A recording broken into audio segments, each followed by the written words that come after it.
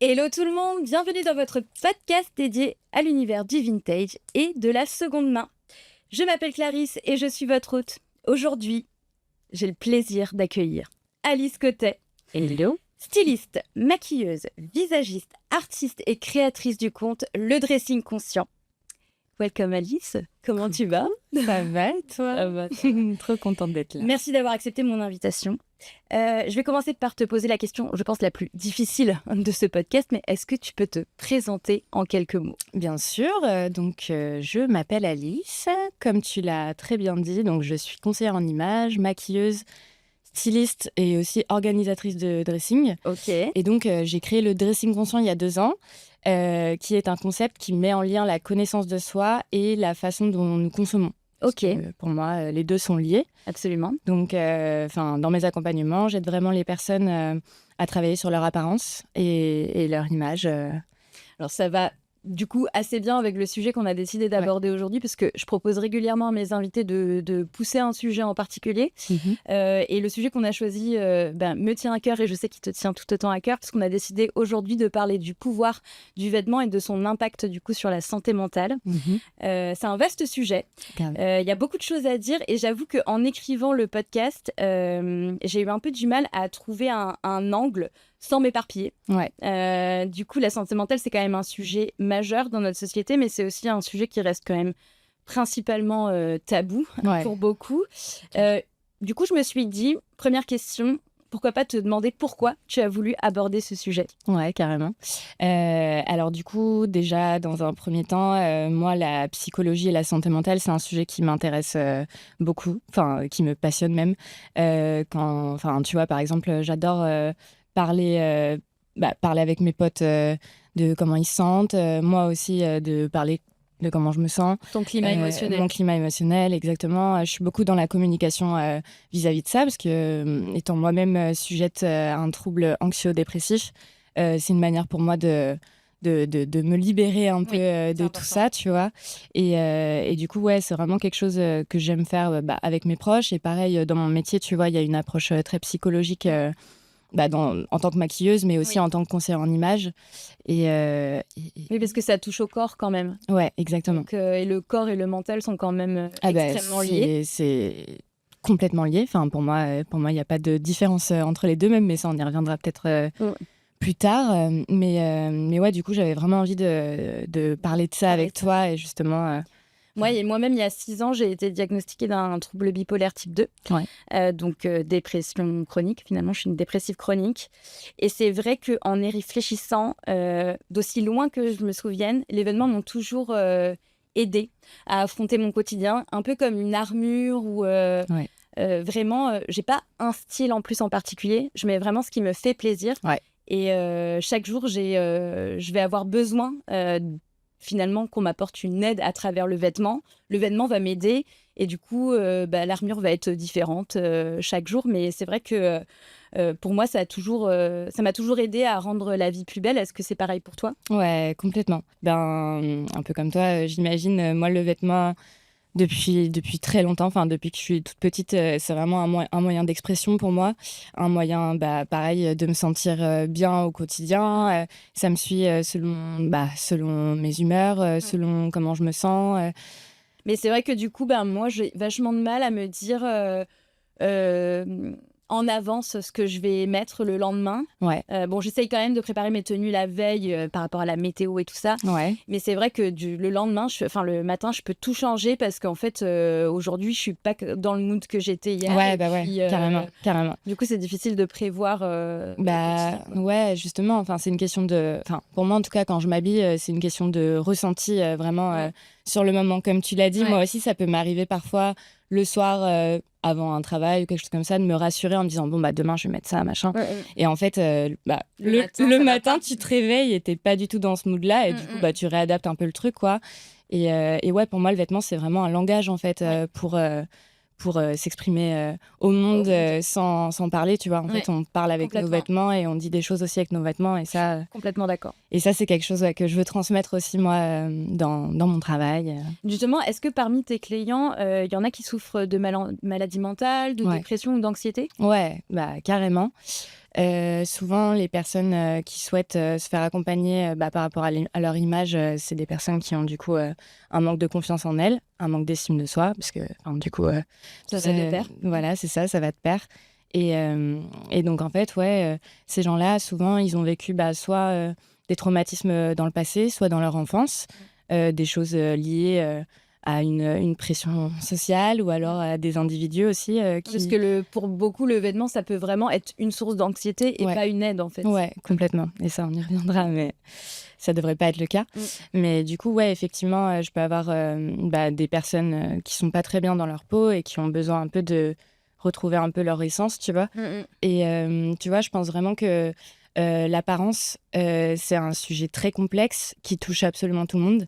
Même les personnes qui disent ne pas se préoccuper de leur apparence, de comment ils s'habillent, etc. C'est pas vrai. Enfin, en fait, on a tous forcément quelque chose qu'on a envie de dire. Même si tu n'as pas envie de te mettre en avant, les vêtements que tu vas choisir pour ne pas te mettre en avant sont un choix. Mais évidemment. Ouais. Et du coup, moi, souvent, c'est ce que je dis dans mes accompagnements. C'est vraiment, moi, je suis pas là forcément pour te trouver un style complètement fou, un truc de malade et tout. En fait, si toi, tu te sens vraiment bien... Cohérence, quoi. Ouais, c'est ça. Avec ce que tu fais, quoi. Avec, je sais pas, un t-shirt blanc, un jean, mais en fait, go, quoi. Enfin, et alors que moi, typiquement, t-shirt blanc, jean, je me sens pas moi-même, mais c'est ça, tu vois. Et en fait, le but, c'est vraiment de trouver un vêtement dans lequel tu te sens fort, dans lequel tu te sens bien et qui te permet, comme tu l'as dit, un peu d'affronter la vie, parce que c'est quand même pas facile. Ouais, complètement. Et justement, avec la naissance de toutes ces micro-trends et des réseaux sociaux, ça aide pas en termes d'image. Il y a une pression de l'image qui est assez violente, moi, je trouve. Qu'est-ce que tu en penses, justement, de cette pression de l'image des réseaux sociaux et comment on peut faire pour changer notre mindset, justement, et être moins anxieux par rapport à nos vêtements ? Comment on peut faire du vêtement notre allié, finalement ? Ouais. Bon, déjà, je vais rebondir sur le vêtement, c'est un allié. Effectivement, le vêtement, c'est un allié. Et si c'est pas le cas, c'est qu'en fait, on n'a juste pas trouvé le bon vêtement, pour moi. Par rapport aux tendances, j'avoue que moi, je suis pas la mieux placée là-dessus, parce que c'est vrai que moi, depuis toute petite, les tendances et compagnie, c'est pas du tout mon truc. Enfin, en fait... moi, de me dire que je vais ressembler à ma voisine ou mon voisin, c'est un truc qui m'effraie énormément. Donc tu vois, j'ai des souvenirs déjà dans la cour d'école quand j'étais en primaire ou ce genre de choses, d'avoir déjà cet appétit, tu vois, pour être un peu différente des autres. Et du coup, j'ai des souvenirs de certaines filles qui arrivaient le lendemain avec le même pantalon que moi, les mêmes chaussures que moi. Déjà lanceuse de tendance, finalement. Je sais pas, mais en tout cas, j'ai le souvenir que ça me mettait déjà dans un truc de putain, on essaie de me piquer mon identité que j'ai tenté de est-ce que de créer, tu vois. T'as souffert parce que les enfants sont cruels. Les enfants sont cruels. Et pour le coup, moi j'ai été harcelée notamment, et je pense que le style que j'arborais était un des facteurs, clairement. Ok, t'avais déjà été déjà dans cette incompréhension de ma personne. Ok. Et du coup, j'en ai moi quand même un peu souffert. Ok. Voire même beaucoup, parce que je voulais pas ressembler justement à tout le monde non plus, mais du coup j'étais pointée du doigt, très clairement. Est-ce que toi c'est pareil? Est-ce que tu as souffert de ça, ou alors tout de suite t'as complètement assumé? Parce que j'avais beau assumer qui j'étais, j'avoue que c'était dur. C'est là d'ailleurs que en fait ma bipolarité s'est déclenchée. C'est vrai, ok. C'est là que mes premières crises de bipolarité se sont déclenchées, collège-lycée. Parce que du coup, tu as subi du harcèlement carrément par rapport à certains... Ouais. Et je sais que mon style faisait partie de cette incompréhension, je pense, que les autres avaient de moi, et qui me rendait à part, tu vois. Mais pas forcément dans le bon sens quand t'as 16 ans, quoi. Carrément. Donc, est-ce que toi, t'as souffert de ce regard ou... Alors, bizarrement, non. Après, peut-être parce que j'ai eu la chance de ne pas m'être fait harceler. Enfin, j'ai eu d'autres choses dans ma jeunesse de pas hyper cool, mais à ce niveau-là, non. Enfin, je me suis jamais fait harceler. J'avais plus... On se moquait pas de toi, quoi. On se moquait pas de moi. Après, j'avais quand même ce truc de... Comme je sortais un petit peu des schémas et des trucs, si j'étais quand même un peu pointée du doigt... Enfin, moi, j'avais plus du harcèlement de type on me traitait de salope ou des trucs... Enfin, j'ai eu, c'est la base. Non, mais tu vois, mais c'était moins... Enfin, si, en fait, c'est du harcèlement aussi d'une certaine manière, mais bizarrement, ça me touchait moins. Enfin, en fait, ça me donnait encore plus j'avais un truc de... Moi, je voulais aller à Paris parce que je m'étais dit, c'est bon, plus personne va me regarder là-bas. Et c'est vrai que quand j'ai eu 20 ans et que je suis arrivée ici, alors les gens te regardent. Ah bah oui, c'est pas vrai, j'allais dire, en vrai, les gens te regardent. Mais c'est juste que ça m'a permis de travailler sur mon image et me dire, tu t'en fous en fait, Clarisse, parce que t'es dans la ville où tu voulais vivre. Tu t'habilles comme tu as envie de t'habiller. En plus, moi, j'ai eu la chance de bosser chez Vuitton quand je suis arrivée. Donc, clairement, j'allais Starbucks, Vuitton à 20 ans. Moi, je vivais ma meilleure vie. C'est plutôt pas mal. Et puis là, niveau style, tu peux te lâcher. Carrie Bradshaw. Donc, vraiment, du coup, je m'en foutais un peu. Et c'est vrai que maintenant, j'habite plus à Paris, je suis à Lille. Mais c'est vrai que je trouve que le regard des gens est quand même plus positif. Ou alors, peut-être que j'en fais maintenant une lecture positive parce que il y a encore des gens qui me pointent du doigt, mais c'est juste que je m'en fous. En fait. C'est ça. Sauf que à 16 ans, t'as peut-être pas cette maturité aussi. Complètement. Et cette confiance aussi. Enfin, à ce niveau-là, moi, j'ai l'impression que j'ai toujours eu un peu confiance ça va un peu de mes choix un peu les deux, tu vestimentaires. Vois. Genre, je voulais vraiment continuer à me saper comme je voyais dans Vogue. Et en même temps, je me souviens très bien de ma seconde où j'ai commencé à mettre un leggings et une tunique, tu vois, parce que ça se voyait déjà beaucoup dans les magazines de mode. Carrément. Et où tout le monde, j'étais la risée en mode, elle n'a pas mis de pantalon. Alors que une saison après, tout le monde faisait la même chose et moi j'étais déjà passée à autre chose, quoi. Complètement. Donc moi j'ai un peu eu ce truc-là. Alors ça peut paraître étrange, mais en tout cas dans mon collège à l'époque, c'était vraiment pas le cas. Mais ce truc-là avec les Doc Martens et les Creepers. Moi je portais déjà des Creepers. J'étais dans ma période, j'adore le punk, etc. Et j'avais un peu ce truc pointé du doigt, machin, là où... après, on n'est pas de la même génération, mais là où derrière, quelques années après, et même là encore maintenant, les Doc Martens, je veux dire, c'est dans le placard de absolument tout le monde. Bon, du coup, bizarrement, moi, j'ai du mal à en porter maintenant. C'est vrai, c'est déjà trop vu, quoi. C'est déjà, je sais pas, c'est trop... c'est mon adolescence, quoi. Mais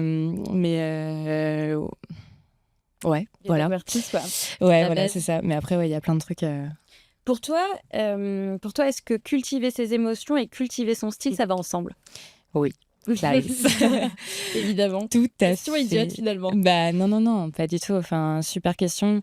Effectivement, oui, ça va complètement ensemble. Comme je l'ai dit un petit peu tout à l'heure, moi, le vêtement, pour moi, c'est vraiment le reflet de ce que j'ai envie de dire au monde, tu vois.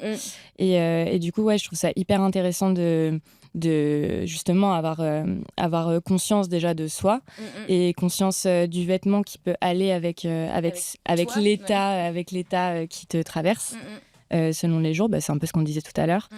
Et ça, c'est vraiment un truc justement avec le dressing conscient que j'ai envie de mettre en avant aussi, tu vois, de comprendre en fait le vêtement et nos choix vestimentaires et comment ils peuvent vraiment bien s'accorder avec notre état d'esprit, nos humeurs, la météo évidemment, nos besoins sur le moment.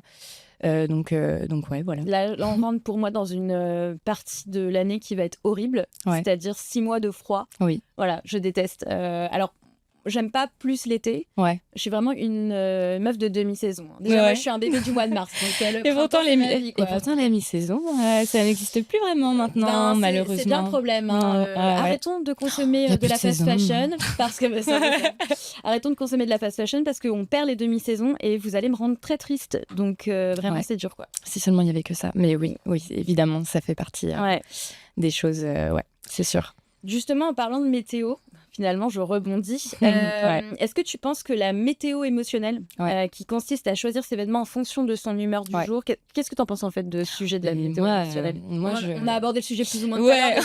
Mais... on l'a vraiment fait direct parce que je pense que c'est un truc qui toutes les deux. C'est un truc qu'on a mis en place. Que les hommes qui regardent ce podcast comprennent, ou qui regardent ou qui l'écoutent, puisque on a aussi des auditeurs sur Deezer, Spotify, Apple Podcast, c'est que quand une nana dit j'ai rien à mettre, c'est parce qu'elle a rien à se mettre avec son humeur Avec son humeur. du jour, en fait. Ça, c'est... Après, parfois, elle le sait pas forcément, mais ouais. Parce que parfois, on n'a rien à se mettre parce que juste, on n'arrive pas à choper le potentiel de ce qu'on a. ça. Mais ça, c'est... Alors moi, soit c'est inné, soit je vais mettre 3 heures. Soit tu vas... Oui, et bien rien sûr. ne va m'aller, quoi. Ouais, carrément. Je peux vraiment être en crise de nerfs. Ouais. C'est peut-être ridicule, hein, mais justement, comme moi, c'est mon message aussi. Ouais, bien sûr. Et ben, si j'arrive pas à... Oui, tu veux un truc à la hauteur de... Ben, ça va être hyper perturbant émotionnellement. Ouais, carrément, je comprends. Mais moi, pour remédier un peu à cet état-là dont tu parles, que je connais aussi, ça fait un moment que j'ai mis en place un peu, alors je sais pas si tu le fais aussi toi dans ton placard, du coup j'ai l'impression que non, j'ai mis un peu en place des tenues genre Joker.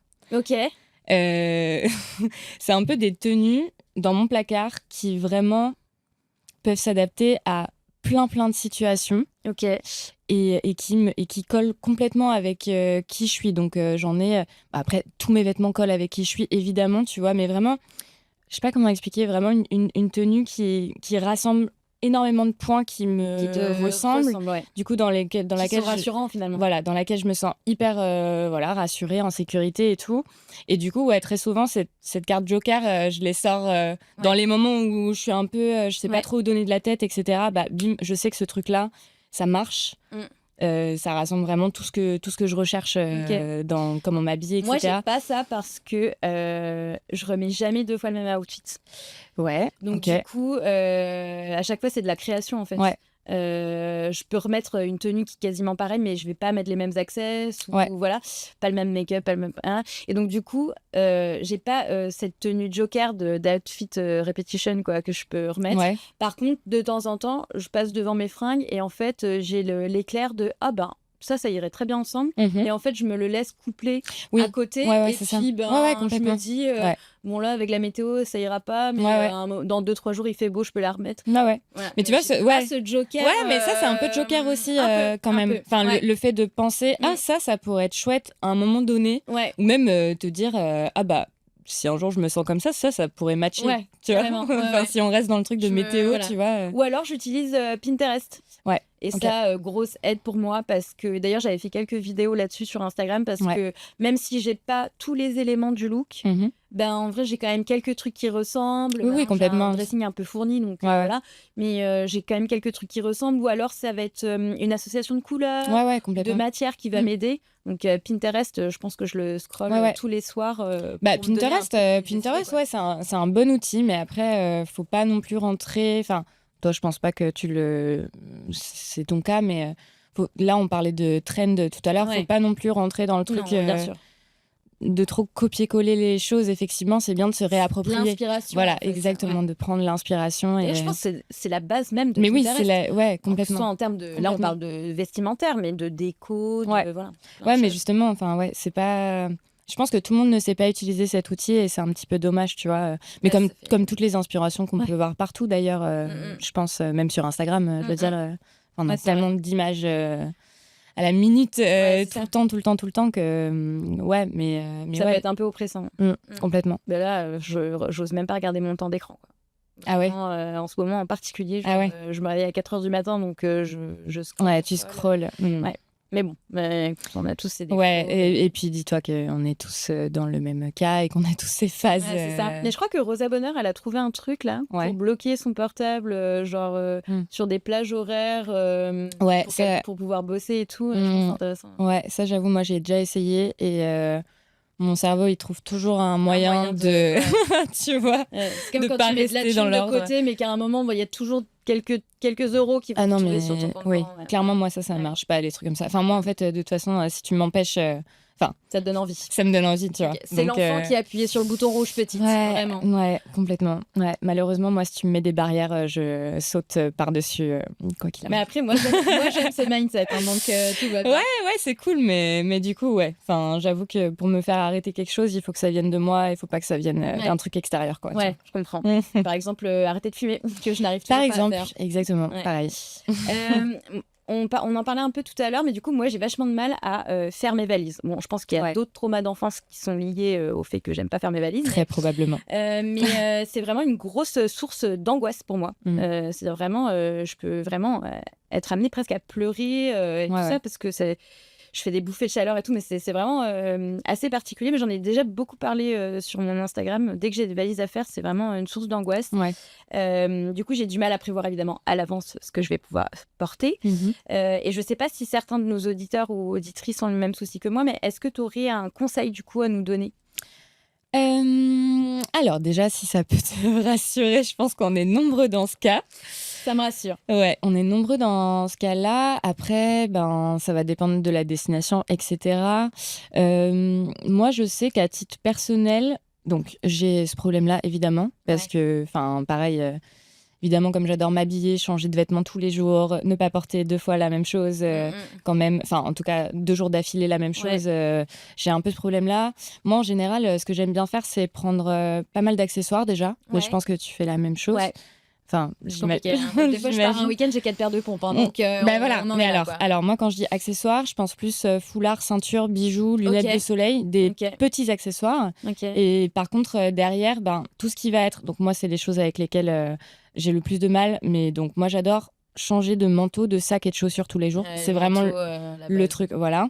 Et donc ça, c'est le plus compliqué pour moi quand je pars, en vacances, c'est de faire un choix de quel... Ah bah l'hiver, c'est l'angoisse déjà, parce que les valises sont 2 fois trop exactement, petites pour les pulls. C'est ça, exactement. Et donc du coup, moi, à chaque fois, je prends au moins 2 choses. Donc 2 vestes ou 2 manteaux. 2 sacs ou 2 paires de chaussures. Et après, derrière, je viens accessoiriser différemment. Et aussi, pour tout le reste des vêtements, je sais pas comment tu ranges tes valises. Mais il y a des astuces. Je roule. Je roule. C'est comme ça que. Rouler. C'est comme ça que tu cales un maximum. Ouais, complètement. Mais souvent, les gens, ils ont tendance à tout empiler. Mais ça. En fait, ça ne passe pas. Ça ne passe rouler, absolument pas. Franchement, les gars, rouler, meilleure technique. Et tout rouler, en vrai, c'est la bonne technique. Mais en vrai. En plus, ça froisse moins les vêtements. Exactement. Après, c'est vraiment. C'est un peu un casse-tête. Mais souvent. C'est vraiment essayer de voir au niveau des associations pour que tout ce que tu emmènes, tout aille bien ensemble. J'imagine que c'est ce que tu fais déjà. Malheureusement, il n'y a pas de souvent, justement, solution miracle. J'utilise Pinterest pour me faire des inspi de tenue. Je les note sur mes notes d'iPhone, vraiment la psycho, quoi.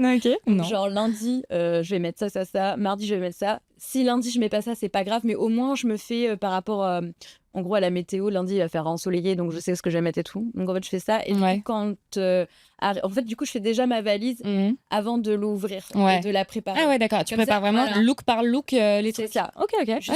Jusqu'au moindre access et tout. Paire de chaussures. Comme ça, quand j'arrive dans mon dressing et que j'ouvre ma valise, j'ai plus qu'à vraiment regarder sur mon truc, sélectionner, tout plier, ranger. Et l'objectif, du coup, c'est de le faire en genre 30 minutes. Pour que je sois tranquille. En fait, je la prépare vraiment en amont. Carrément. Du coup, je vais continuer à utiliser cette technique, je pense. Après, moi, ce que j'aime bien faire, c'est vraiment au niveau des associations, effectivement, prendre des vêtements qui sont un peu, qui peuvent avoir plusieurs formes, tu vois.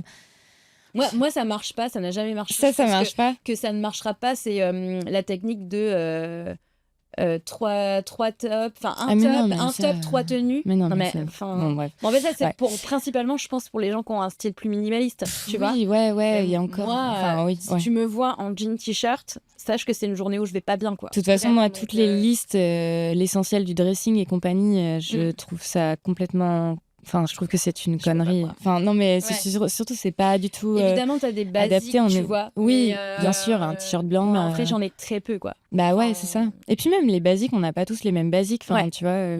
Bon, on va peut-être y revenir. J'ouvre des tiroirs et tout, mais... moi, un de mes basiques, c'est le jean, mais il y a des personnes qui détestent porter le jean, tu vois. Moi, c'est perfecto et boots. Déjà, ça, c'est la base. Oui, tu vois, mais c'est ton basique à toi, tu vois. Ce sera certainement pas celui de ta voisine. Voilà, quoi. Mais bon. C'est aussi ce qui est enrichissant, finalement. Complètement. Mais donc du coup, juste pour finir sur ta question, du coup, j'ai pas vraiment de réponse. C'est un peu au cas par cas, quoi. Je pense que c'est question d'association. Non, on m'a jamais posé la question, je crois pas. Mais après, faut se dire, moi, c'est un peu ce que je me dis à chaque fois, que effectivement, sur le moment, Ça fait chier de faire sa valise, tu pars en vacances, tu peux être un peu frustré. Moi, je sais que ça m'est déjà arrivé d'être frustrée en arrivant en vacances, de ne pas avoir telle ou telle pièce. Mais au final, quand tu reviens chez toi, là, c'est un vrai bonheur de absolument tout retrouver. Et certaines associations que tu pouvais pas faire sur le moment parce qu'il te manquait telle pièce, bim, d'un coup, tu redécouvres ton placard. Absolument. Et en vrai, ça, c'est un bonheur. De toute façon, moi, dès que je rentre dans mon dressing, je leur dis bonjour. Hein. Bah, c'est ça, donc limite, s'accrocher là-dessus, tu vois. Puis en plus, c'est possiblement en vacances, tu vas quand même acheter d'autres trucs. C'est possible que tu tombes sur une friperie. C'est vrai. Et que tu trouves la pièce que tu n'avais pas dans ton dressing et qui va twister toutes tes tenues de vacances. C'est toujours mon espoir. Hein, ouais, complètement. Donc, Après, attention. Oui. De pas faire exprès, de pas faire exprès, de ne pas prendre tel ou tel truc pour acheter. Attention. Non, ça il faut pas. Quel est le genre de prestation que tu proposes justement pour aider les gens à, je dirais, embrasser leur santé mentale et à l'exprimer à travers leurs vêtements? Du coup, j'ai plusieurs types d'accompagnement. Donc, il y a une partie d'accompagnement vraiment autour de l'image de soi, l'apparence au global. Donc, on va plus travailler soit sur le style, soit sur la beauté, donc tout ce qui est autour du visage. Ouais. Voilà. Et après, j'ai plusieurs types d'accompagnement, mais voilà, qui englobent tout ça. Et après, j'ai toute une partie d'accompagnement qui va plus se passer dans le dressing. Ouais. Donc, où vraiment, je vais aller dans le dressing des gens, donc soit pour vraiment les aider à faire du tri, tout simplement, soit vraiment pousser un peu plus le truc pour redécouvrir un peu le dressing et justement pour voir un peu certains vêtements qui nous correspondent, qu'on n'exploite pas soit alors pas assez, le couper soit... c'est ça, donc soit on peut passer par de l'upcycling, soit c'est vraiment parfois des questions d'association de couleurs, d'association de coupe. Il y a des vêtements mis de côté. Et en fait, on comprend pas trop pourquoi. Enfin, la personne qui porte pas ça va me dire ce truc-là, je l'ai acheté il y a 1 an, j'ai jamais mis, il y a encore l'étiquette même dessus, mais je comprends pas pourquoi, j'arrive pas, machin. Et en fait, au fur et à mesure de l'entretien, on se rend compte que ce vêtement, juste s'il n'est pas porté, on en revient à ce qu'on disait tout à l'heure, c'est vraiment parce qu'en fait, il ne correspond pas à la personne, même si la personne le trouve très beau.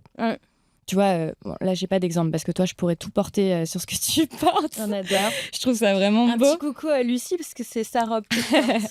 Mais tu vois, parfois, tu peux trouver quelque chose de très beau sur quelqu'un d'autre.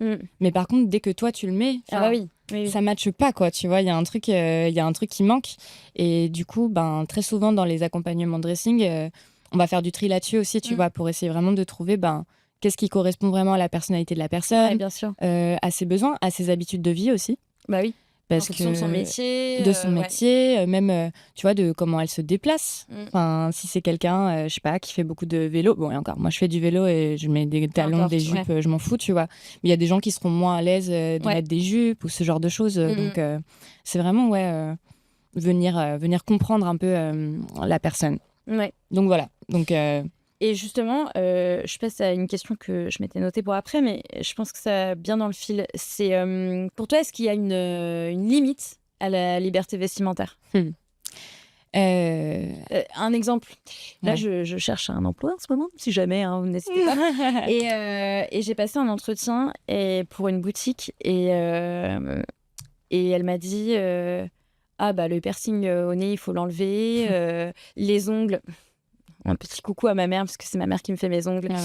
Les ongles, genre comme ça va pas être possible et tout. J'ai été quand même assez choquée. Enfin, on est en 2027, quoi. Si j'ai envie de me mettre des capsules, en plus, j'avais pas vraiment des griffes, tu vois. J'avais des trucs quand même beige, simples et tout. Je me suis dit, c'était quoi comme boutique? Tu veux pas je le dirai pas, mais moi, ça m'a choquée. Et je me suis interrogée sur Mais c'était dans la mode ou c'était... Ouais. Ok.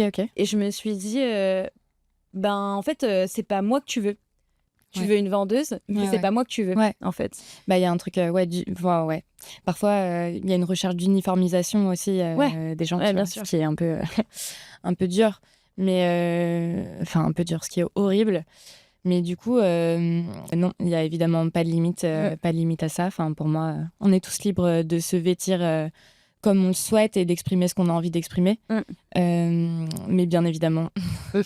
Et malheureusement, on vit dans un monde où il y a beaucoup trop de restrictions à ce niveau-là. Après, en France, on est quand même bien lotis, malgré quelques scandales. Et effectivement, certaines situations où on est amené, là, ce que tu viens de raconter, tu vois, où on peut être un peu soient soumis, Ouais. au travail, à certaines règles. Enfin, voilà, mais en soi, par rapport à d'autres pays, on a quand même une liberté dans les rues de pouvoir porter des jupes, de pouvoir montrer nos cheveux. Finalement, le vêtement, il reste quand même aussi quelque chose de très politique. Ah bah ouais, complètement. Et encore, chez nous, évidemment, il est politique parce qu'on peut dire des choses avec le vêtement, mais dans d'autres pays, il est vraiment politique dans le sens où c'est une arme premier degré, quoi. Ouais. C'est pas juste une arme pour soi, machin, c'est une arme pour se battre contre des lois, Absolument. contre du totalitarisme. Enfin, tu vois. Ce qui se passe en Afghanistan et juste. Bah ouais, il y a des trucs vraiment très très graves. Et notamment vis-à-vis des femmes, vis-à-vis des minorités de genre. Bon, ça en France c'est le cas, ça reste encore un combat. ça reste le cas, mais beaucoup moins que ailleurs, donc ouais, jusqu'où va notre liberté du coup? Bah je sais pas, en tout cas cette liberté elle est pas du tout universelle, et c'est super triste. Ouais. Et j'espère qu'on va pas perdre des droits à ce niveau-là, en France en tout cas. Ni aux États-Unis du coup. Ouais, c'est clair, putain. C'est quand même un peu le berceau du vintage aussi, on va pas se mentir. Complètement. Donc ouais, non, faut continuer à se battre là-dessus, quoi. Et rien lâcher. on mène le combat. De manière générale, et pour en revenir au sujet de la santé mentale, qu'est-ce que tu penses des gens qui ont honte et du silence finalement qui s'impose un peu, même beaucoup, notamment dans le milieu du travail et autres, aux personnes qui souffrent d'un trouble psychique ou même psychiatrique, parce que pour le coup la bipolarité c'est une maladie psychiatrique et neurologique, donc qu'est-ce que tu penses de cette honte finalement que les gens ont? Alors moi, non, très ouvertement j'en parle parce que en fait je n'ai pas le choix que de vivre avec ma maladie. Donc voilà, mais je sais qu'il y a des personnes qui m'ont contacté notamment sur Instagram pour me dire mais c'est ouf que tu en parles, ça fait du bien parce que moi j'ose pas le dire et tout ça. Et c'est vrai que qu'est-ce que tu en penses, toi, de ce silence, du coup, qui est imposé, finalement? Ouais, j'en pense beaucoup. De choses. Ouais, je suis très engagée à ce niveau-là. À titre personnel, je parle beaucoup de moi, mes ressentis. Je communique beaucoup sur ma santé mentale. C'est important. Sur le fait que je prends des médocs, que je vois un psy, que je vois pas qu'un psy, je vois aussi une hypnothérapeute. Enfin, voilà, j'entame vraiment un travail avec des professionnels de la santé. Et pour moi, c'est vraiment essentiel de normaliser le fait que la santé mentale, en fait, ça fait partie de la santé en général. Et j'ai jamais compris, en fait, pourquoi on parle sans problème de personnes qui souffrent de cancer, diabète. qui souffrent de diabète, exactement. Mais par contre, quelqu'un qui souffre de dépression, d'anxiété, de bipolarité, de schizophrénie. De schizophrénie, enfin, énormément de ces troubles-là, en fait, on met tout sous le tapis parce que quoi, je sais pas, parce que ça fait peur, parce que, enfin, et souvent. Et d'autant plus dans le milieu du travail. C'est ça. Alors que je pense qu'une personne qui a des troubles psychiatriques ou psychiques connaît bien plus ses limites. Mais évidemment. Qu'une personne qui n'en a pas. Évidemment. Et qui, à un moment dans sa vie, peut basculer. Et d'ailleurs, le Covid nous a démontré qu'il y a beaucoup de gens qui ont basculé, dont la santé mentale a basculé parce que isolement, parce que. Exactement. Moi, je sais que ça a été une période atroce pour moi. Moi aussi. Mais tu connais bien plus tes limites parce que alors j'ai été sous traitement, je le suis plus en ce moment, mais j'ai été sous traitement, un traitement assez lourd. La psychiatre ma psychiatre de l'époque me disait le médicament n'est pas miraculeux, n'est pas une magie. Bien sûr. Parce qu'il y a un vrai travail. Mais le médicament, c'est une béquille. C'est ça. C'est pas du tout quelque chose qui va t'aider, qui va être un support. Mais... Bon, après, je dis ça dépend des cas. Il y a des cas plus graves où le médicament, pour le coup, c'est vraiment nécessaire. Mais c'est vrai qu'il y a aussi le travail que toi, tu vas faire avec toi-même, en fait. Et moi, je connais bien plus mes limites que il y a 6 ans. Et encore, j'ai été diagnostiquée assez jeune par rapport à certains, parce que la bipolarité, c'est quand même très difficile à poser comme diagnostic. Mais surtout, ça peut se déclencher à n'importe quel moment. Moi, ça s'est déclenché à l'adolescence. Et du coup, j'ai été diagnostiquée à 27 ans, quoi. Ok. Donc, j'ai vécu 10 ans en roue libre, quoi. Ouais, c'est Tu vois. énorme. Ouais. Donc, assez vite, finalement, 27. Et en même temps, si j'avais été bien diagnostiquée 10 ans plus tôt, ça m'aurait épargné quand même beaucoup de souffrance. Ah bah oui, évidemment. Évidemment. Mais aujourd'hui, je travaille encore. Et même moi, des fois, je me dis, j'aurais pas du tout réagi comme ça il y a 6 ans. C'est incroyable. Enfin, moi, je suis fière de moi. Bah ouais, bien sûr, ça fait partie de ton évolution aussi. Et puis, ouais, moi, en fait, j'essaye de plus en plus de me dire que, mes troubles, en fait, moi, j'ai pas été diagnostiquée vraiment de troubles, machin, mais bon, enfin, tu sais, tu te sais, quoi. Quand même, ouais, mon taux d'anxiété, il est quand même très élevé, etc. Donc, sur le papier, trouble anxieux, oui, enfin, c'est évident. C'est clairement évident, et je pense que ma psychiatre et ma psy ne diront pas le contraire.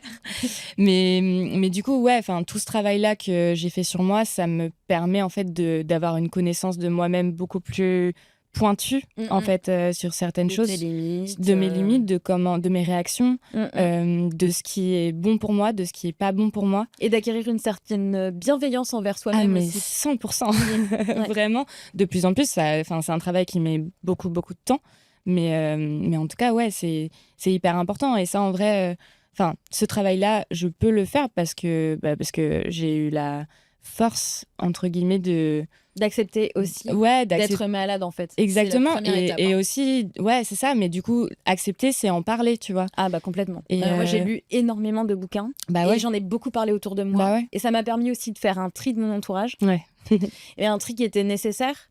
Et en même temps, les gens qui sont restés, je savais sur qui je pouvais compter, tu vois. Après, moi, je suis un peu comme pour tout dans la vie. Alors, est-ce que je suis défaitiste? Je ne sais pas, mais je pense que rien n'est éternel, tu vois, même pas les amitiés, ni voilà. Je suis mariée, mais pour autant, en fait, je me dis, on sait, mais la vie, on sait bien sûr ce que ça t'apporte, en fait. Complètement. Et puis, il y a des gens qui ont été beaucoup là pour moi à une époque, qui le sont plus maintenant. Mais et dans la vie, tout est comme ça. Mais c'est vrai qu'au début, j'ai eu besoin de beaucoup en parler. Puis les gens que ça a saoulé, ou les gens qui ont eu peur, ou sont partis. Mais il y a des gens autour de toi qui ont peur? Je pense qu'il y a des gens qui sont partis, ouais. Ok. Et puis aussi, je pense que la bipolarité, et du coup, chapeau à mon mari notamment, c'est une maladie qui te fait souffrir beaucoup toi. Et qui fait souffrir les autres. Je ne vais pas pleurer. Mais qui fait énormément souffrir ton entourage. Ouais, bien sûr. Parce que l'entourage est... ne sait pas quoi faire, en fait. Ouais. Et donc, du coup, c'est pour ça, chapeau, Quentin. Mais du coup, c'est pour ça aussi que je pense qu'il y a des gens dans ton entourage qui restent pas, parce que soit il y a une incompréhension, bien sûr. Soit il y a une appréhension ou une peur, soit c'est trop, en fait. C'est trop. Et justement, d'être bienveillante envers moi-même et envers ma pathologie et tout, ça m'a permis de me dire aussi, j'ai compris pourquoi c'était trop pour eux. Et c'est OK, en fait. Évidemment. Et puis, aussi, oublie pas que tu fais partie des gens qui ont envie de travailler. Enfin, tu vois, dessus, tu travailles dessus sortir, aussi. En fait. C'est ça. Moi, je sais que j'ai... C'est trop bizarre de dire ça, on dirait qu'elle est morte, elle est pas morte, mais j'ai perdu une copine. Donc, j'ai une rupture amicale l'année dernière, qui s'est révélée très, très compliquée. Et en fait, mon amie s'est révélée plus tard, en fait, elle est bipolaire. Et elle a fait énormément souffrir tout son entourage. J'en fais partie. Et effectivement, je suis partie pour me protéger aussi, tu vois. Mais c'est pas contre elle, ni contre son trouble, ni contre machin. C'est parce que toi aussi, t'as tes propres limites, en fait. Exactement. Et à un moment, il faut... c'est ça que moi aussi, même dans le cas inverse, maintenant, il y a des gens, je sais, qui vont me faire souffrir. Et du coup, là, c'était le cas récemment, d'ailleurs. Je sais qu'il va y avoir un moment, en fait, je vais avoir beau essayer, parce que c'est quelqu'un que j'apprécie, je vais avoir beau essayer et tout, je sais qu'à un moment, en fait, on va se heurter à un truc qui fait que soit je vais m'abandonner, entre guillemets, pour faire plaisir à la personne, soit juste je me respecte et je respecte ma santé mentale et ma limite. Et quand bien même je l'apprécie, c'est pas possible, en fait, pour moi de rester dans cette... Parce que la personne en soi, alors on parle beaucoup des relations toxiques, etc. C'est pas forcément que la personne est toxique avec un grand T en règle générale. C'est peut-être juste qu'elle est juste toxique pour moi. Et c'est OK, tu vois, de s'éloigner. Donc c'est OK que les gens s'éloignent, mais c'est OK de vous éloigner aussi, parce que vous avez vos limites. C'est sûr. Mais bon, ça, connaître ses limites, tout le monde ne les connaît pas. Et ça fait ça s'apprend avec le temps. Ça fait encore partie de se connaître et avoir conscience de soi et de nos limites, de ce dont on a besoin, etc. quoi. Et ça, après, dans la vie, j'imagine que ça évolue en fait au fur et à mesure et ça bouge toute la vie, ce genre de choses. C'est pour ça quand tu dis, enfin je pense, quand tu dis que rien n'est éternel, je suis assez d'accord avec ça parce que je pense que si tu, enfin en tout cas si tu veux évoluer dans la vie et changer un peu, évoluer dans le bon sens, enfin dans le sens, là je m'éparpille, mais non mais globalement je comprends. mais ouais, tu vois, enfin c'est sûr. Enfin, et aussi c'est pas une question de cette personne me sert plus alors du coup je lui parle plus. Non, c'est pas ça. Non, c'est juste non, que toi pas du tu tout. évolues, Ouais. la personne va évoluer aussi. C'est ça. Et en fait votre évolution, que ce soit un éloignement géographique ou autre, en fait l'évolution va pas forcément aller dans le même sens. Bah ouais, c'est ça. Et c'est pas grave. Enfin, non. parfois c'est pas grave Et c'est aussi ok d'en souffrir un moment parce que je pense que dans chaque relation, bah il y a un deuil de relation à faire. Ouais. Mais c'est ok en fait, mais c'est juste qu'à un moment le train de la vie t'attend pas, donc il faut continuer en fait. Ça, c'est clair. Donc voilà. Et pour ça je pense que aussi moi les vêtements m'ont permis de faire un tri amical et un tri de mon entourage. C'est-à-dire que ça m'intéresse là ce que tu dis. L'idée, j'y pense souvent d'ailleurs. Je suis très cérébrale. Hein. Donc j'y pense souvent et je me dis bah en fait déjà si tu t'arrêtes simplement à ce que tu vois, c'est pas moi que tu connais. Donc en fait il faut avoir aussi envie d'aller gratter, d'aller chercher, de discuter avec moi et tout parce que ben la tenue que je vais porter, c'est quelque chose qui me fait plaisir et tout. Et souvent, ça peut soit éloigner les gens parce qu'ils vont se dire, bah, en fait, pour qui elle se prend celle-là, ou alors ça peut impressionner les gens, peut-être, pourquoi pas. Non, mais en fait, du coup, si tu vas pas forcément me parler, bah, je suis pas forcément le premier truc que tu vois. Et en fait, c'est quelque chose que j'apprécie aussi. C'est comme le fait que je te disais que c'est mon armure, tu vois, quelque part. Tu mets une distance. Ça met une distance, mais une distance qui est ok pour moi. Parce qu'en fait, si tu t'intéresses un peu à moi, là, oui, bien sûr. Une relation peut être créée, tu vois. Peu importe sa durée et son intensité, mais voilà. Donc je pense que le vêtement m'a vachement aidée là-dessus. D'une part, ça m'a fait beaucoup souffrir quand j'étais jeune, mais ça m'a aussi permis de faire le tri et de me protéger plus tard. Et d'ailleurs, souvent, on dit que le vêtement, c'est le premier véhicule de communication entre soi et les autres. Est-ce que tu es d'accord du coup avec cette idée ? Ah bah ouais, complètement. Comme je le disais, je crois, au début, pour moi, le vêtement, c'est un langage sans parole, du coup. Mais ouais, complètement. Après, c'est le vêtement, oui. Enfin, pour moi, c'est un des plus puissants véhicules de communication. Mais pour moi, c'est l'apparence en général, tu vois. Ça va du vêtement à la coiffure, au tatouage, au piercing, on en a parlé. Enfin, tu vois, tout ça, c'est un truc global. Et même le fait de ne pas en avoir. Parce qu'en fait, mon mari n'en a pas. Ni piercing, ni tatouage. Mais évidemment, ouais. Enfin, à chaque fois, ça va... Comme le maquillage, enfin, tu vois, il y a des gens qui se maquillent pas, ça va avec ou sans, quoi. Et aussi, également, le non-verbal. Ça, c'est quelque chose qu'on pense pas... auquel on pense pas souvent. Mais ouais, le non-verbal, ça dit beaucoup des gens. Qu'est-ce que notre non-verbal dit ? Nous n'avons pas les bras croisés, donc c'est déjà une belle chose. Ouais, par contre, on a les mains un petit peu croisées. C'est parce qu'on a plein de trucs à dire, c'est pour ça. Mais ouais, le non-verbal, la posture, la manière dont on marche, enfin, tu vois, c'est des trucs, c'est bête, mais ça aussi, c'est un des premiers trucs qu'on voit, en fait, chez la personne qu'on rencontre ou qu'on croise dans la rue, enfin, tu vois. C'est d'autant plus vrai que, genre, c'est en fonction de l'endroit où je vais aller, ma démarche ou mon attitude va être différente. C'est vrai ? Et aussi parce qu'en fonction du vêtement que je vais porter... Bien sûr. J'ai toujours dit, avec la tenue que je porte, je peux pas avoir l'air timide. D'ailleurs, il y a beaucoup de vidéos Instagram qui sont sorties en ce moment. Est-ce que tu as l'attitude, pas l'attitude en fait qui va avec ton vêtement. Et c'est vrai en fait. Parce que si le vêtement me donne un pouvoir, il faut que je l'utilise. Tu vois. Donc, je peux pas être trop timide quand tu mets plein de couleurs et tout, comme j'adore m'habiller et tout ça, ou que tu mets des trucs vraiment très osés et tout. Tu peux pas avoir l'air. Bien ça sûr. n'ira pas avec ton vêtement. Oui, c'est clair. Et ça n'ira pas avec toi en fait non plus quoi. Ouais, carrément. Bah, d'où le truc d'écouter un peu ses ressentis et comment on se sent et du coup de mettre quelque chose qui va avec, tu vois. Enfin, je rebondis sur ce que tu viens de dire.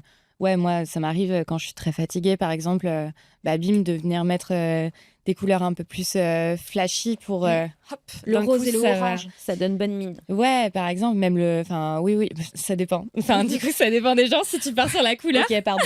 Non, mais prenez rendez-vous avec Alice parce que je n'y connais rien. Mais si, mais complètement. Enfin, oui, carrément. Tout de suite, ça relève le truc. Pareil, à l'inverse, si t'as pas envie de trop être voyante aujourd'hui, d'être un peu plus dans ton coin. Pas forcément, Notamment. même pas forcément en noir, tu vois, des Moi, couleurs, c'est mon type, c'est le noir. des couleurs un peu moins puissantes, ouais. un peu moins vives, tu vois. D'un coup, hop, ça vient épouser ton état d'esprit ou ta personnalité aussi. Enfin, tu vois, il y a des gens qui sont tout le temps timides. Enfin, ouais, c'est ça. Qu'est-ce qu'il y a? Non, je sais pas. Non, mais c'est hyper intéressant. Du coup. Ouais, c'est trop intéressant. Mais le noir, ouais. Le noir, moi, c'est un peu mon truc. Si je sais pas trop. Si tu sais pas trop, c'est valeur je vais sûre. atterrir. Ouais. Tu mets je me mets en noir. Tu mets le noir. Ouais, moi, tu vois, j'en parlais il y a pas très longtemps. Moi, le noir. Donc, à la base, je mets beaucoup de noir. Et depuis plusieurs années, je me suis rendu compte du pouvoir des couleurs et du coup, j'étais en mode let's go, quoi. Et bon, là, aujourd'hui, c'est pas trop un peu moins. Je suis pas mal en noir. Mais ouais, je me suis rendu compte que, par contre, selon mes cycles menstruels, donc, du coup, forcément, ça joue sur ton moral, sur mon moral, mon humeur et tout ça. Je me suis rendu compte que je mettais beaucoup plus de couleurs foncées à cette période-là, tu vois. Ok. Donc, quand je vais avoir mes règles et tout ça, d'un coup, hop, un peu comme un deuil. C'est un truc que je n'ai pas pu faire le jour de mon mariage, puisque j'ai eu mes règles le jour de mon mariage. Ah ouais, génial. Wow. Vraiment, le seul jour où tu mets que du blanc. Ouais, tu vois, c'est clair. Ah oui, d'accord. Génial. Ça devait être stressant un peu comme moment. C'est ma chance habituelle. Ouais. Bon, après, je pense qu'il y avait tellement d'autres trucs qui étaient stressants autour. Oui, j'avoue, c'est pas le premier truc auquel tu as pensé. Ouais. Voilà. Mais vraiment, je vous le souhaite. Hein. Vraiment, c'était génial. Et on adore. Quelle est l'influence du vintage pour toi et de la seconde main dans la construction de son style personnel? Ouais, le côté unique des pièces. Ouais, carrément. Déjà, ça offre une liberté des choix des pièces, je trouve, qui est beaucoup plus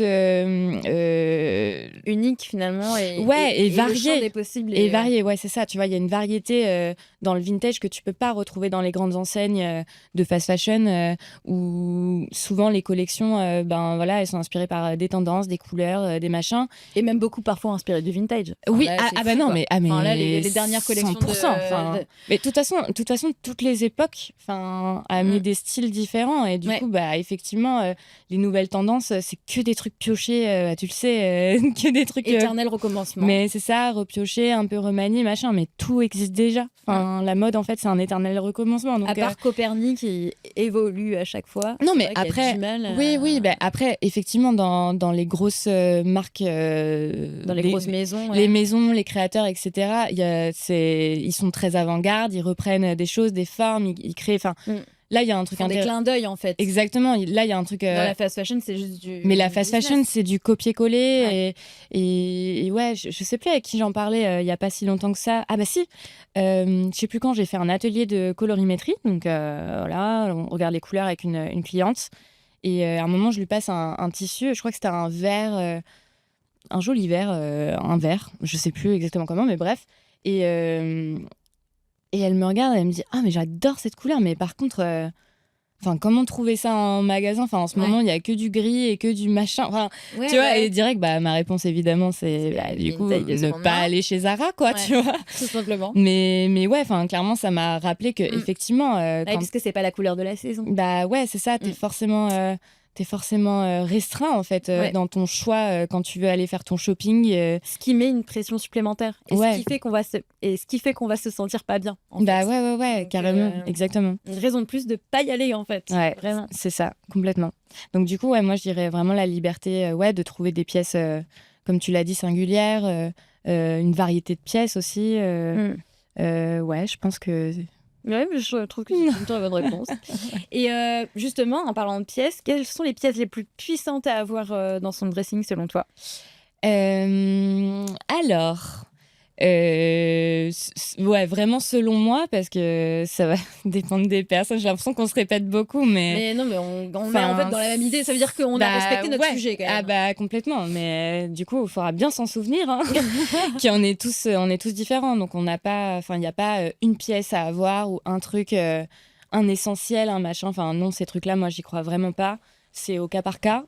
Mais du coup, pour moi, le jean, Toi, c'est le jean. à moi, c'est un jean bien coupé. à moi, s'il y a un vêtement que je dois emporter sur une île déserte, c'est le jean. Après, ça peut être soit un jean, soit une jupe en jean, enfin une pièce en jean en fait, une combi, un short, une veste. Mais par contre, le jean, c'est vraiment moi quelque chose qui me rend. Moi, c'est le taille. Enfin, je me rends très. Il y a deux trucs quoi. Le cuir pour le coup, alors perfecto. Voilà. J'allais dire le jean et le cuir. Une pièce en cuir, c'est quand même. Ça donne du caractère, je trouve en fait. Complètement. Et de la force. Une certaine puissance, une certaine force. Et aussi, je trouve qu'avoir un joli tailleur. Ouais. Même si c'est moi je sais que j'ai un tailleur noir complètement un joli tailleur déjà parce que tu réfléchis pas trop moi c'est ça que j'adore les ensembles notamment et que j'achète beaucoup d'ensembles parce que déjà tu peux dissocier les pièces donc c'est doublon mais en fait tu réfléchis pas avec les ensembles, c'est vrai tu réfléchis là justement ça cette facilité en fait complètement tu vois le tailleur tu vois quand je parlais de pièces de tenue de Joker les ensembles et les tailleurs en vrai c'est des bons ça dépend de l'humeur, etc. Mais ça, c'est des bons trucs quand tu sais pas trop. Hop, tu sais que ça marche direct. Quoi qu'il arrive, c'est confort. C'est confortable et tu peux te sentir bien et forte, tu vois. Ça. Bien sûr. Mais non, moi, c'est vraiment le jean, mon power look, tu vois. Ok, non, mais c'est bien. Full denim. Ouais, full denim. Ah ouais, full denim. La totale. C'est quelque chose vraiment, ça fait partie de mes cartes Joker. D'accord, quand je sais pas comment m'habiller, tu vois. Peu importe la saison, en vrai, le full denim, ça passe avec tout. Ça passe avec tout. Après, tu rajoutes un petit truc, un manteau de couleur, de machin. Hop, c'est bon, je suis habillée et je me sens genre bien, hyper alignée. Que tu te mettes une paire de talons, des baskets, des bottes, exactement. Ça passe quoi. Ouais, c'est ça. C'est un truc assez caméléon. Enfin, au final, c'est très caméléon, mais moi, ça me ressemble assez bien. Ok, ça marche, c'est noté. À titre perso, depuis combien de temps tu as transitionné vers un dressing plus conscient Jeu de mots, la meuf, elle a bossé son interview. Et qui t'a transmis cette passion Donc moi, du coup, ça vient très clairement de ma famille. Donc j'ai un papa qui était collectionneur, de passion, qui collectionnait pas mal les sabliers. Ok, incroyable. Et du coup depuis toute petite, une certaine obsession pour le temps. Mon papa, okay. Il avait une obsession pour le temps, effectivement, et pour plein d'autres choses d'ailleurs. Mais en tout cas, j'ai toujours fait des brocantes quand j'étais plus jeune pour chiner, justement des sabliers. C'est partie de ton éducation. Ou autre chose, c'est ça, des objets, ou puis même faire des brocantes nous. Enfin, je me souviens qu'on faisait des brocantes avec mes parents pour vendre des choses. Dans c'est ça. Froid. Exactement. Donc j'ai vraiment. Des souvenirs comme ça de dimanche, de balade, d'aller dans les brocantes, etc. Crêpes. Ouais, exactement. Et mon père, il était designer. Ok. Et du coup, je pense que aussi ce côté-là de l'attachement à l'objet, aux belles choses, au design, je pense que ça vient de ça. D'accord. Designer meubles. Ouais, meubles. Okay. Il était menuisier, menuisier designer, donc vraiment il dessinait des meubles après qu'il faisait du coup sur mesure, quoi. Super. Et donc hyper cool. Mais tu vois, je pense que ce truc-là, ça m'a éveillé moi.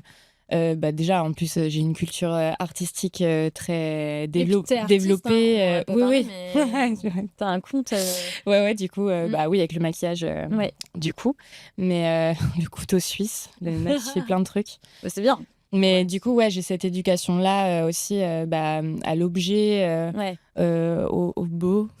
Au beau, non, mais si, c'est vrai. Mais tu vois, il y a quand même ce truc-là, cet appétit-là. Et moi, mon premier souvenir vintage, c'est vraiment l'appartement de vacances de mes grands-parents paternels. Ok. Dans lequel j'allais quand j'étais petite, qui en fait avait une décoration design des années 60-70 avec que des meubles Space Age. Trop bien. Enfin, truc de ouf. Et je pense que ça, c'est vraiment le premier point qui a marqué au fer rouge mon appétit pour le vintage et pour cette esthétique particulière. Ouais, tu vois, les tapes tulipes. J'ai des souvenirs de ma grand-mère qui se maquillait sur une coiffeuse. mais une coiffeuse Space Age, donc vraiment un cylindre, en fait, avec tous les trucs encastrés dedans. Bien. Enfin, un truc... Très 70s, finalement. Ah, mais ultra 70s. C'est vraiment ta DA, hein, quand tu regardes... Bah, après, moi, je pioche quand même. Partout, mais c'est vrai que... Mais en tout cas, ouais, c'est... Ouais, ben moi, vraiment... Si j'ai besoin d'une inspi 70s, c'est en général vers toi que je me tourne. Ouais, vraiment. Mais du coup, ouais, cette esthétique-là, c'est vraiment la première... esthétique vintage que j'ai waouh. Enfin, tu vois, quand j'étais petite, je disais à ma mamie la table tulipe là, mon rêve c'est de l'avoir dans mon salon quand je serai plus grande, évidemment.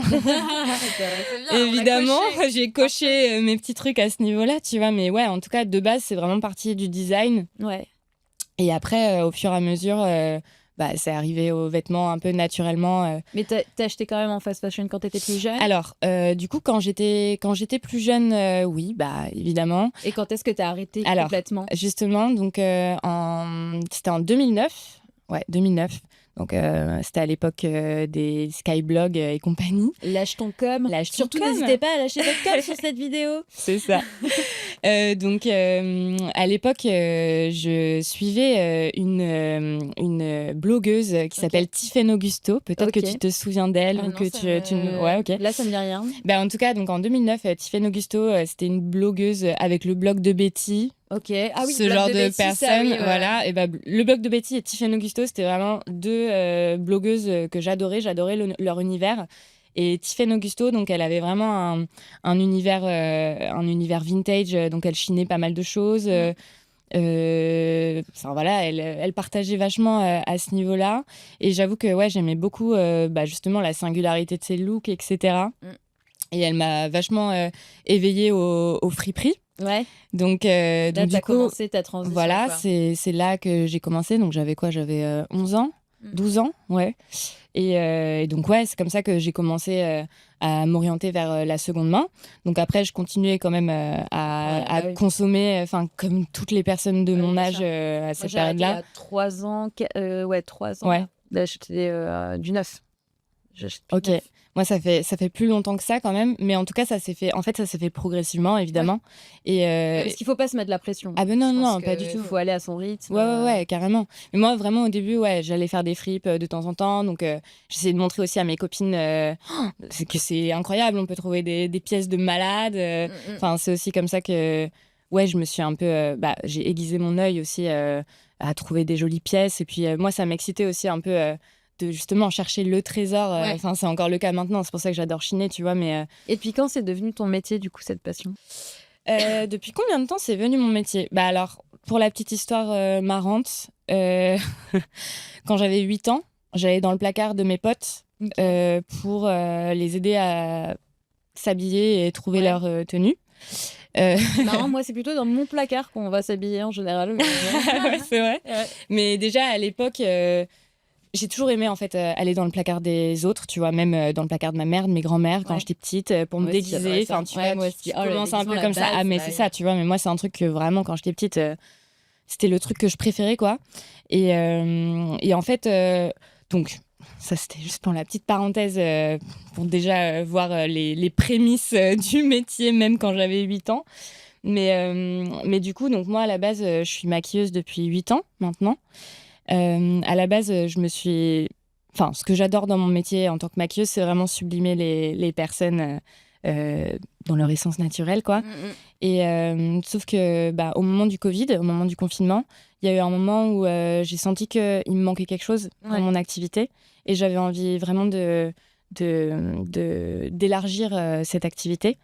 Et donc, il y a eu plein de moments dans mon activité où j'ai eu plein de petits appels de phare qui me rappelaient un peu le conseil en images.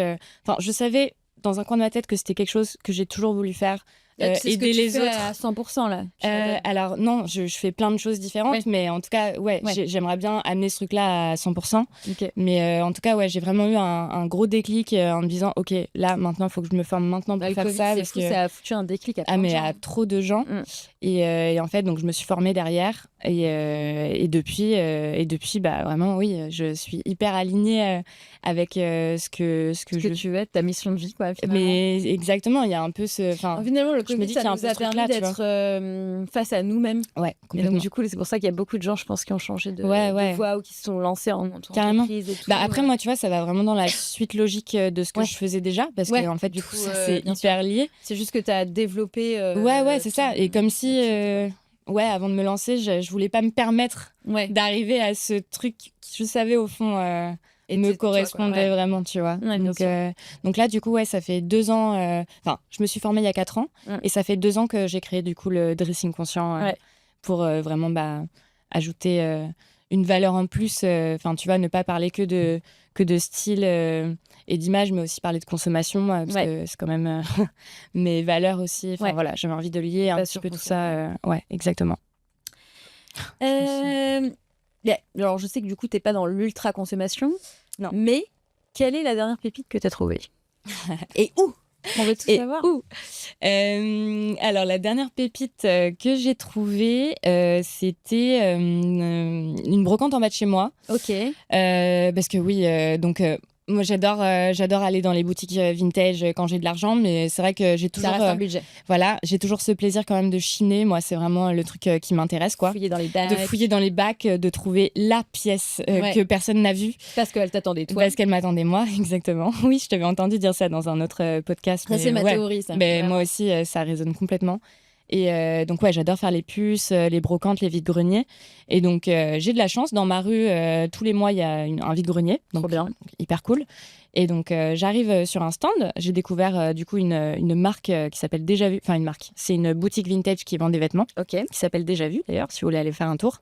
C'est dans quel arrondissement? Alors, elle a pas de boutique physique. Du coup, elle fait des pop-up, machin. Okay, et là, il faut aller sur Instagram, quoi. Ouais, exactement. Mais là, il se trouve, du coup, qu'elle avait un petit stand où elle vendait des fringues. Trop bien. Ok, donc super. Je regarde un petit peu, machin. Donc, ok, truc sur les racks.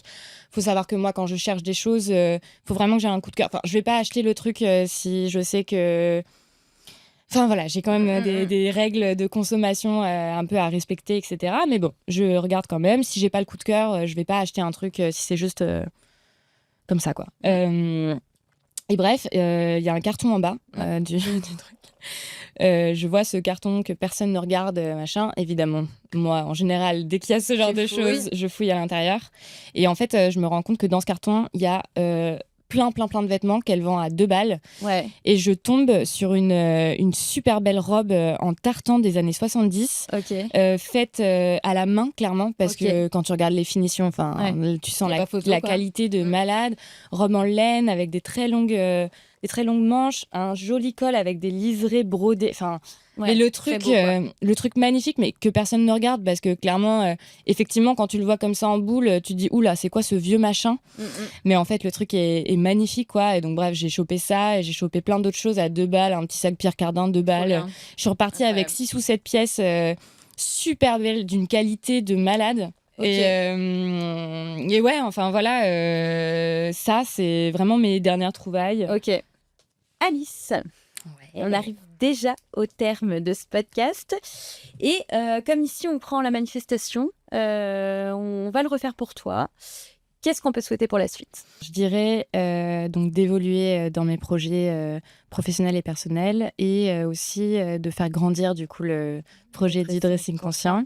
C'est ça. Et ouais, j'aimerais vraiment faire prendre conscience aux gens que s'habiller, c'est vraiment un plaisir, et que faut pas que ce soit quelque chose... Une contrainte. Voilà, une contrainte, c'est ça. Ouais, c'est ça. Enfin, ça, je pense que c'est un des trucs... C'est ton combat, quoi. Ouais, c'est un peu mon combat. C'est un beau combat. J'avoue. C'est un très beau combat. Ouais. On peut te retrouver sur les réseaux. Ouais. Et je vous invite vraiment à la suivre pour avoir plein d'astuces et d'inspirations, notamment 70s, comme je disais. En plus, moi, j'avais adoré, tu faisais des petits défis à un moment. Notamment le petit défi pâte noire que j'avais relevé. Ouais, c'est vrai. Que j'avais posté en story. Mais oui, c'est vrai, je me souviens. Oui, je me souviens. Ouais. Et du coup, j'espère que tu vas en refaire, parce que c'était un petit concept que j'adorais beaucoup. Ouais, carrément. Après, c'est vrai qu'il faut trouver le temps de créer du contenu. J'avoue que c'est vrai que ça prend du temps. Ouais, les réseaux, j'essaye de m'y tenir, mais c'est vrai que j'ai tellement de choses à côté que c'est compliqué. Mais oui, c'est dans mes projets là de continuer à faire un peu tout ça. Que tu aies le temps de le faire. Carrément. Mais du coup, tes réseaux. Alors, il y a Instagram, le dressing conscient, tout attaché. Ouais. Alice Côté, tout C'est ça. attaché, et hybride collage, pour ceux qui veulent voir T'es ta trop petite mignonne. partie artistique. Ouais, ma petite C'est partie vraiment collage. cute. Et aussi, j'ai mon site internet. alicecoté.com, où là, pour le Trop coup... bien. Là, il y a toutes tes prestations avec tes Exactement. tarifs et tout. Il y a absolument tout. Et puis, tout le concept est expliqué. Il y a mon manifeste. Enfin, il y a vraiment tout. Si vraiment, là, j'ai pas été claire sur certains points. Et il y a ton TikTok aussi. Mais ah oui, aussi. C'est le dressing conscient. Ouais, c'est ça. Bah, de toute façon, le Elle dressing me fait conscient. partout. Ouais, Et grave. même elle oublie. Donc, heureusement que je bosse. Hein. Ouais, c'est clair. Putain, c'est bien, t'as bien bossé. Bah, merci. Merci Alice pour ce moment Merci beaucoup. suspendu. Merci. C'est trop chouette. Ouais, c'était trop cool. Je suis trop contente d'être passée sur ton podcast, que j'adore. Quant à moi, j'espère que ce podcast vous aura plu. Si vous l'avez suivi sur YouTube, n'hésitez pas à me donner de la force en mettant un petit pouce en l'air. Et puis en partageant cette vidéo et en m'écrivant ce que vous en avez pensé en commentaire. On a dit lâche ton com. Ouais, lâche on ton est com, la en fait. génération Skyblog. Mais grave, let's go. Vous pouvez aussi activer la cloche si vous voulez rien louper de mes bêtises sur Allez. YouTube, parce que j'ai vlogué déjà une fois et là je sais de me le tenter là, les petits vlogs. Moi, là. j'ai pas suivi tes vlogs et tout, ok. Quelle Je vais aller checker C'est ça. c'est scandaleux, messieurs, dames. Non, j'avais vlogué la braderie de Lille. Ah Ouais. Ah, mais j'ai pas vu. Je vais aller checker, j'adore Bon, les c'est vlogs. pas non plus du grand art, hein, mais bon, je me tente des trucs là Écoute, cette année. Hein, putain, on va vraiment, voir. Chapeau. J'ai envie de dire aussi un grand merci à mes auditeurs et auditrices qui nous écoutent sur Deezer, Spotify, Apple Podcast. Trop bien, grave. Et puis, si vous voulez suivre toutes mes bêtises quotidiennes, mais il y a aussi mon compte Instagram, DYS_vintage. Je pense que j'ai rien oublié. Bah non, j'ai Alors, l'impression que t'as été hyper claire sur absolument tout, là. J'ai à peine bafouillé, tout va bien. Alors du coup, je vous embrasse et je vous dis à très vite pour plus de Chine. Mouah, bisous.